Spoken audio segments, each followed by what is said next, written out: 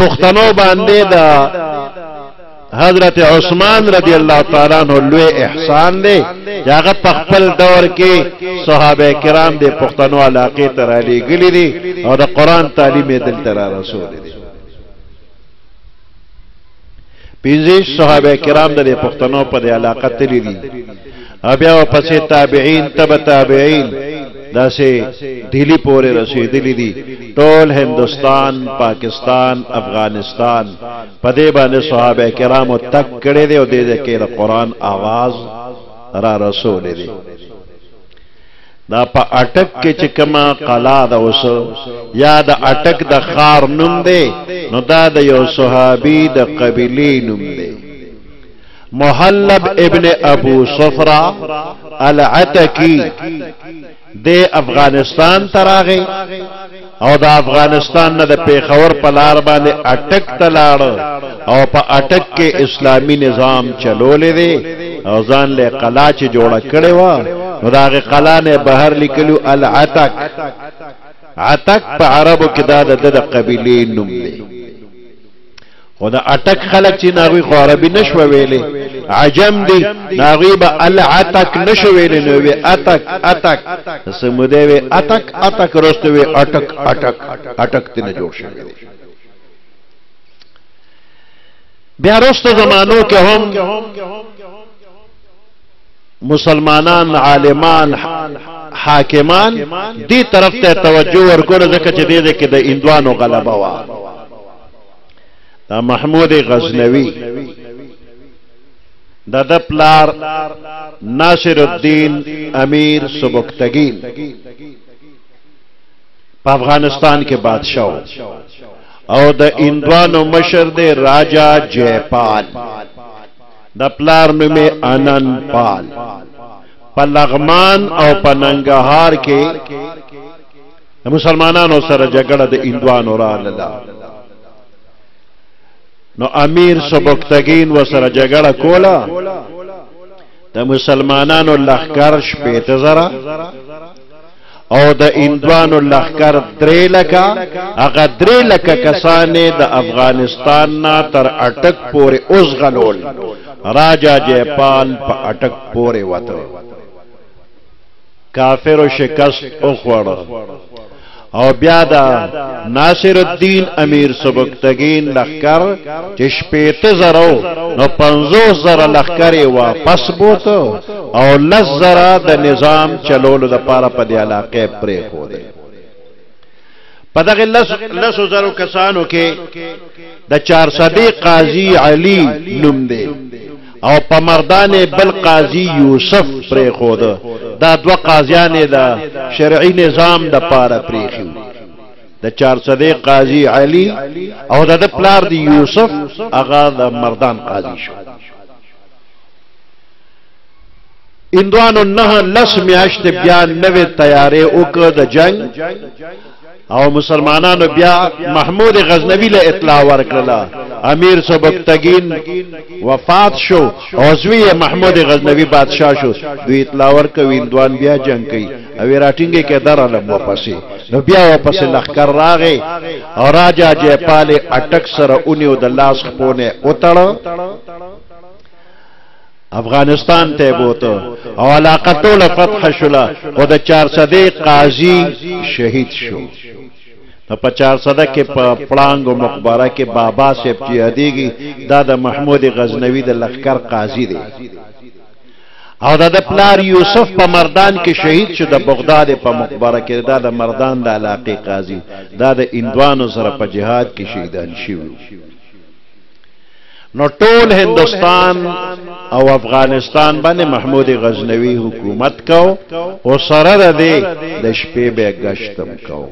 د قوم حال به معلومه. یو شپه راووته یو ځای کې یو څو ځوانان محمود غزنوی ورغه سلام یې وکړ.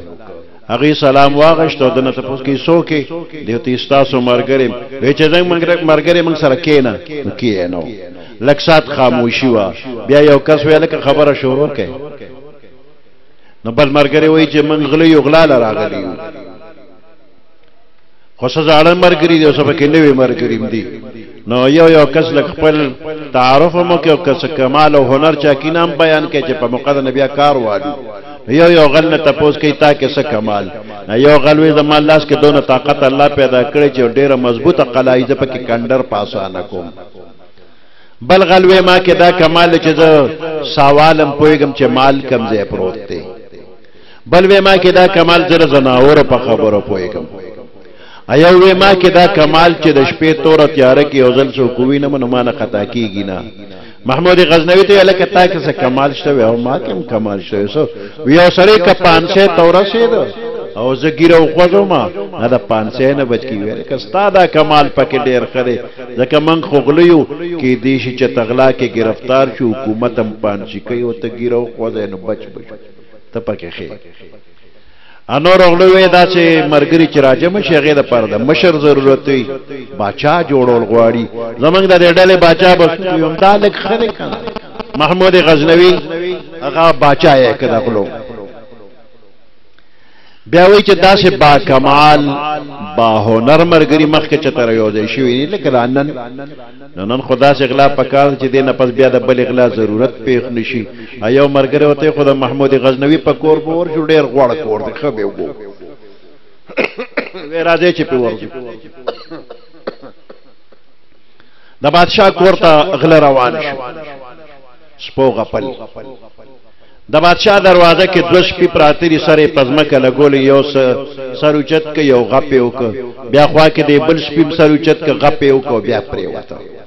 را یو مرګره دی بل مرګره ته وی چې تا خو چې د زناور په خبره پويګم د شپې سوې چې چغي وي هغه ته دا ټول شپې چغي وي چې د باچا په کور ډاکا دا د باچا په کور ډاکا دا دا پدیرشل چې دوه پراتونه دی یو دی بل تقوک کوي چې نمک حرام ټول عمر د باچا د کور خوراک دی کړی دی نن د باچا په کور ډاکا ته اډو سر پورته کینا غاګنه کې هغه سر پورته ک جواب کې وته وی چې باچا په خپل وسره دی منګ وسره سو دیو قتل یو بل سره او باچا را سره دی بیا قلا ته نه وتلو مال را واغشت او پندونه جوړ ک یو کس یو پند په سر ک محمود غزنوی لم یو پند ورک محمود غزنوی د ار یو سړی کور معلوم ک چې د کم کور ته نه وته د کم او شکل ته مکتب پیجن غلو یې موکړلا سوال چې عدالت کې کینا صفه غوسه کې دی او پولیس والو لګل نو ټول غل لاس تړلی را واستل دربار کې حاضر شو بادشاہ حکم وکړ ودا ټول بوجو پلانی چوک کې زوړن کې دومره ورځې بزوړن دي خلک به عبرت والی چې د باچا د کور اغلا کوي دا به سزا وي د غلو رنگونه ډیر خراب شو خو یو غل کله رنگ خشي او کله خراب شي اخر کې حکم شو روانه کې زوړن دي کې چې روانه دل نو د یو مخ را واړو وی بادشاہان چې چاله د مرګ سزا ورکي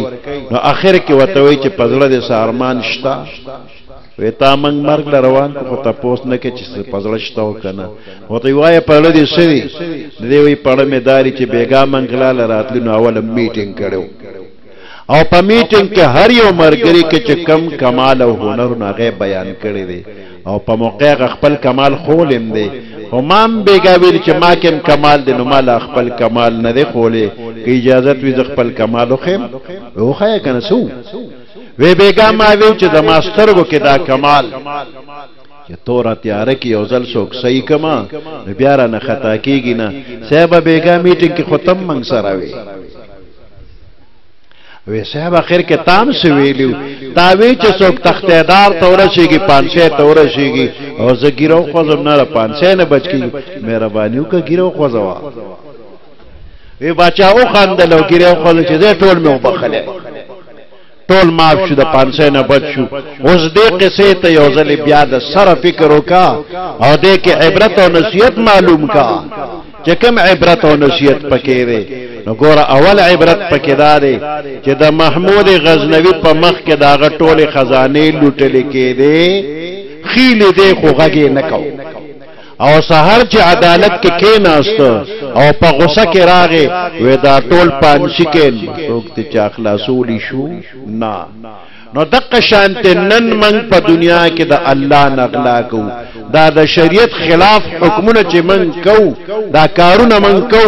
نو دا کارونه من د الله نغلا کو الله را ته ګوري اسم نه وای او سبا د قیامت پرس ک الله په غصه کې راشي وې دا ټول دوزخ ته بوزه نو څوک بم تخلاص د خلاصي درکم نشته او دویم عبرت او نصیحت پکې داري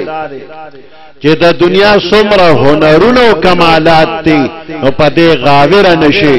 ځکه چې دې کمالات او دې هنرونو بندا 500 تر رسول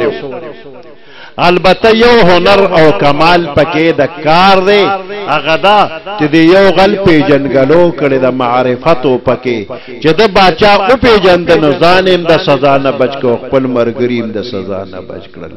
نو دغه معرفت یو ښه کمال دی او معرفت الهی الله عالمان لور کړی نو په دې دینی مدرسو کې چې دا کوم عالمان دینی خدمات کوي الله دوی له معرفت ورکړي دي